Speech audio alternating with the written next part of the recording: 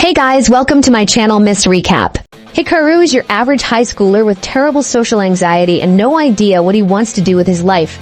He wakes up early one morning and after dragging himself out of bed, he heads to the train station and gets on the first train headed to his school, but there's something that has been bothering him for a while now.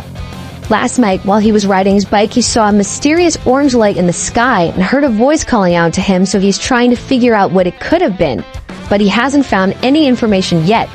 As he is scrolling, he notices a pregnant woman standing in front of him, as well as two old ladies silently judging him for not giving his seat up to the pregnant woman. He feels like it'd be the right thing to do, so he gets up and is about to offer the pregnant woman his seat, but then he hears a couple of guys in the background making fun of him for being a goody two-shoes. But it turns out that he was just being paranoid and the two guys were talking about someone else. He is relieved once he realizes that they aren't talking about him, but while he was standing in place, the man next to him already got up and offered the pregnant woman his seat instead.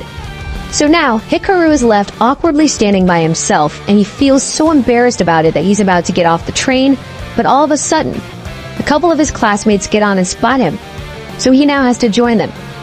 Hikaru's friends begin talking about their future plans, but Hikaru hasn't actually been listening this entire time because he is still preoccupied with what happened last night.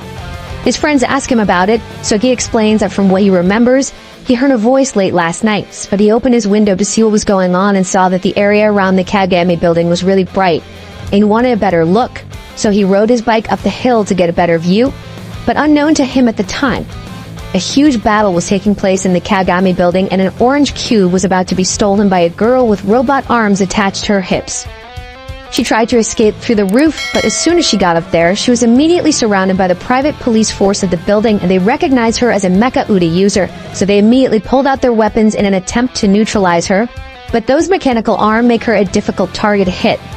After the police officers failed to stop her, the guards then pulled out specialized weapons and used them to freeze her in place. The boss then comes out and pulls out a mechanical creature of his own, but this one has been experimented on to make it a more efficient tool. The girl's mechanical arms are outraged by what the man did to one of their kind, but the man shows no remorse as he takes the cube back so he can use it in one of his future experiments. The girl refuses to let that happen. So with the help of the arms, Sinus and Dex, she breaks free from the trap and attacks the weapons developer. In the process of the fight, the girl manages to get the cube from the weapons developer, but because the containment tube was damaged, it ends up getting launched several hundred meters into the air.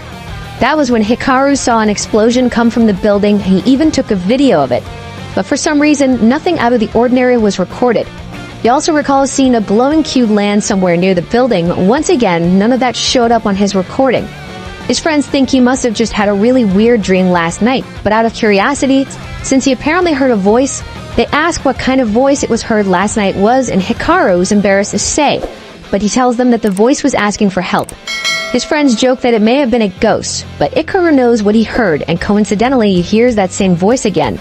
So even though he's supposed to be attending class, he takes off running in an attempt to track the voice down.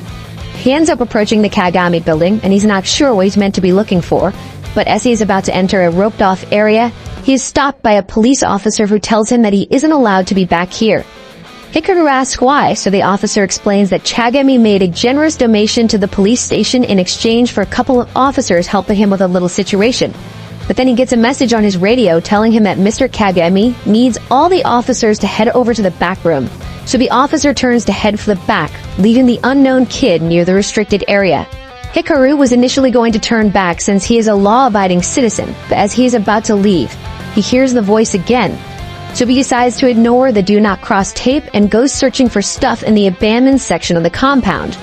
He walks around for a while until he comes across an ominous glowing cube in the middle of the floor, and he wonders if this is the thing that was calling out to him. He gets close to it, and sure enough, the cube begins talking, which freaks him out a little. He still reaches out to touch it, resulting in a massive flash of light. The cube flies up into the sky and lands on Hikaru's back, causing another flash of light and drawing a lot of attention.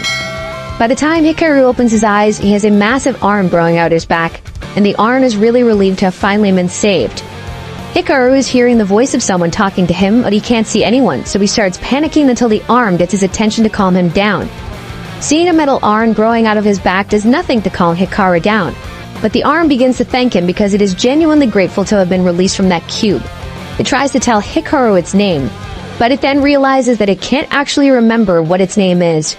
Hikaru still can't handle the fact that he has an arm on his back, but then he realizes that the arm isn't actually attached to his back, it's just stuck to his jacket.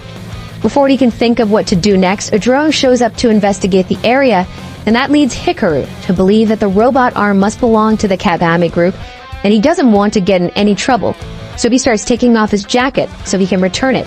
But the drone engages its buzzsaws and tries to kill him. Hikaru begins running for his life, and he thinks the drone is after him because of the mechanical arms. When he falls over, he tries to return the arm so he doesn't get attacked anymore, but it turns out that the drone is specifically trying to kill him, so the arm has to step in and defend him. Hikaru is traumatized from the near-death experience, and he has no idea what the murder drone would be targeting him instead of the arm, but the arm tells him that they don't have any time to relax because even more drones are on their way, and the only way he is going to make it out of here alive is if they work together. Meanwhile, at the Kagami headquarters, the president has just been informed that the drones have located a missing trigger arm, but it seems to be in the possession of a random kid. One of the higher-ups asks if the boy is affiliated with the arms organization, but according to their background check, he really is just a random kid that happened to find it. So the higher-up orders a 2-kilometer perimeter to be formed so he can't escape, and for all available forces to be focused on capturing the trigger arm. He doesn't really care what happens to the kid, though. At the same time, Hikaru and the arm have evaded detection by the drones, and while Hikaru is grateful to be safe, he still wants an explanation as to what the arm is and why he is being hunted because of it.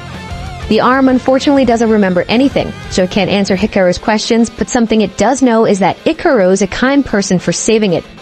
Normally, the arm wouldn't be able to move at all without Arbitrium, but with Hikaru, it's got buttery smooth joints.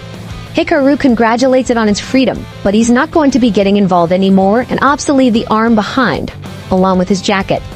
It should be fine since the arm can move on its own, but the arm begs him not to go, tries warning him that it isn't safe out there.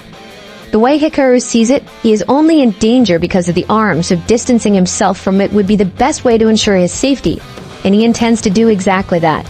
However, he notices that the further he gets, the quieter the arm gets, and as he turns around, he sees that the arm has almost completely lost power. After a bit of testing, he confirms that the arm really does lose power every time he is too far away, and that means for better or worse, he's stuck with the arm. The drones eventually catch up to them, but this time the arm says he will handle it himself, so it grabs the floor and begins dragging Haruka around to get him away from the drones. While the arm is doing this, the weapons developer is watching from a nearby water tower. He is quite disappointed that the trigger arm turned out to be so pathetic, but he still needs to retrieve it, so he will let the drones handle it. More importantly, he receives intel that he's not the only one after the trigger arm, so he's going to have to deal with that girl again. Meanwhile, Aki has just arrived in the area, but her intel provider tells her that she is heading in the wrong direction. He tells her to go south, but she doesn't know which way is south, so he rephrases it and says she should turn right instead. She needs to get to the other side of the building, but going back would take too long, so she finds a little alleyway and intends to go through there instead, although she's going to have to ask her Dex and Sinus to disengage for now so she can fit. On the other side of the wall, Hikaru is running out of steam from being chased for so long, and while the arm's running was definitely faster, it drained a lot of Hikaru's energy, so he can't keep going much longer. All of a sudden, he gets grabbed by Aki and is thrown to the floor while she deals with drones. She then turns to the two, calling the arm Alma and threatening to kill both of them if they move. Dex reminds her that her job is to protect them, not kill them.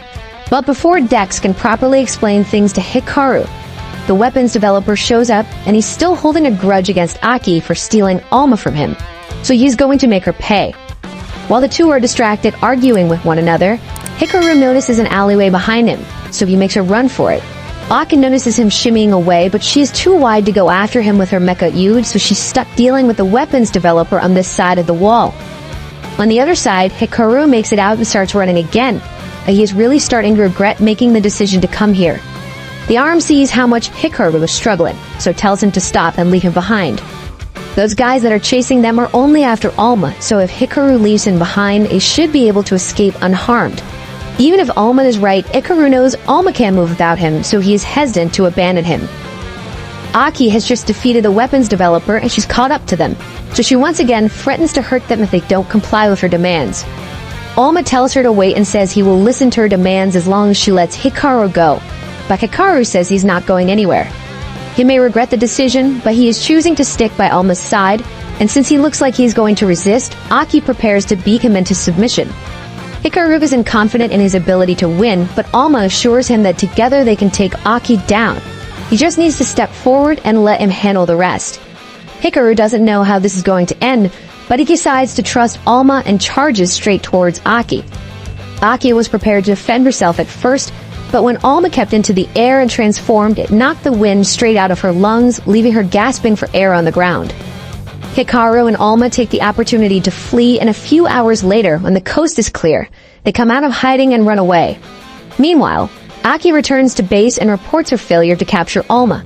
She couldn't have predicted that the kid would be capable of utilizing Alma's power, but even if he got away for now, there's no doubt that Kagami's group will track him down soon enough, so they have to act quickly in finding first. The next day, Hikaru ends up taking Alma to school with him since he has nowhere to keep him. But he's trying to keep a low profile, so those people who are after him won't be able to find him. However, as he gets to his class, he's horrified to discover that Aki is transferring into his class and she doesn't look happy. The movie ends here. Thanks for watching. Make sure you subscribe and turn on notification so you can watch more videos like this.